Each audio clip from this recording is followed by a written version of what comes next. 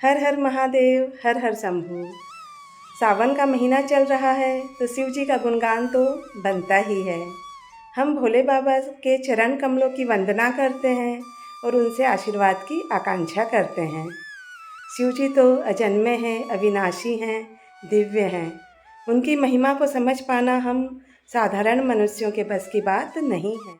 चलिए शिव मंदिरों की कुछ अद्भुत बातों को जानते हैं। जिस संस्कृति की कोख से हमने जन्म लिया वो तो चिर सनातन है। सनातन धर्म पूर्णतः वैज्ञानिक है। विज्ञान को परंपराओं का जामा इसलिए पहनाया गया ताकि वो प्रचलन बन जाए और हम भारतवासी सदा वैज्ञानिक जीवन जीते रहें।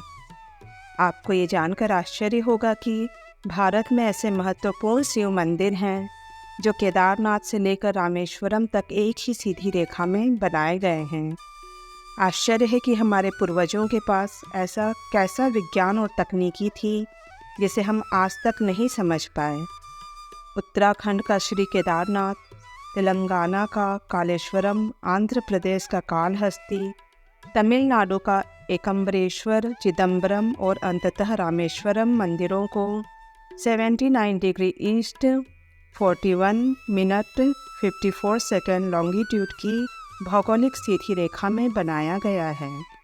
यह सारे मंदिर प्रकृति के 5 तत्वों में लिंग की अभिव्यक्ति का प्रतिनिधित्व करते हैं, जिसे हम आम भाषा में पंचभूत कहते हैं। पंचभूत यानी पृथ्वी, जल, अग्नि, वायु और अंतरिक्ष। इन्हीं 5 तत्वों के आधार पर इन 5 शिवलिंगों को प्रतिष्ठापित किया गया है। जल का प्रतिनिधित्व तिरुवनेकवल मंदिर में है, आग का प्रतिनिधित्व तिरुवन्नमलई में है, हवा का प्रतिनिधित्व कालाहस्ती में है, पृथ्वी का प्रतिनिधित्व कांचीपुरम में है और अंत में अंतरिक्ष का प्रतिनिधित्व चिदम्बरम मंदिर में है। वास्तु विज्ञान वेद के अद्भुत समागम को दर्शाते हैं ये 5 मंदिर। भौगोलिक रूप से भी इन मंदिरों में विशेषता पाई जाती है। इन 5 मंदिरों को योग विज्ञान के अनुसार बनाया गया था और एक दूसरे के साथ एक निश्चित भौगोलिक संरेखण में रखा गया है।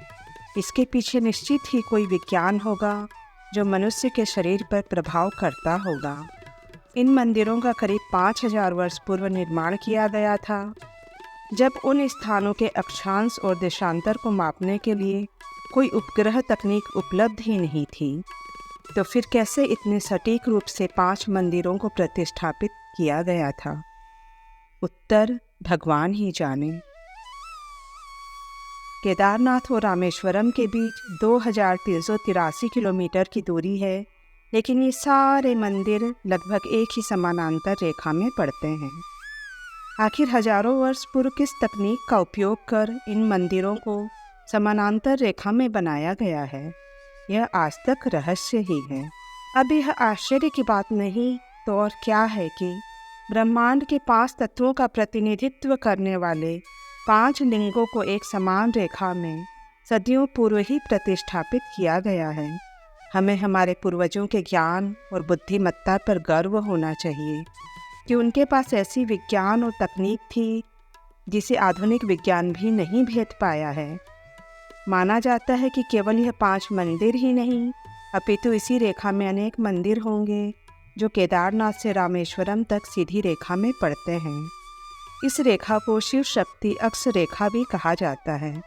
संभवतया यह सारे मंदिर कैलाश को ध्यान में रखते हुए बनाए गए हों, जो 81.3119 डिग्री ईस्ट में पड़ता है।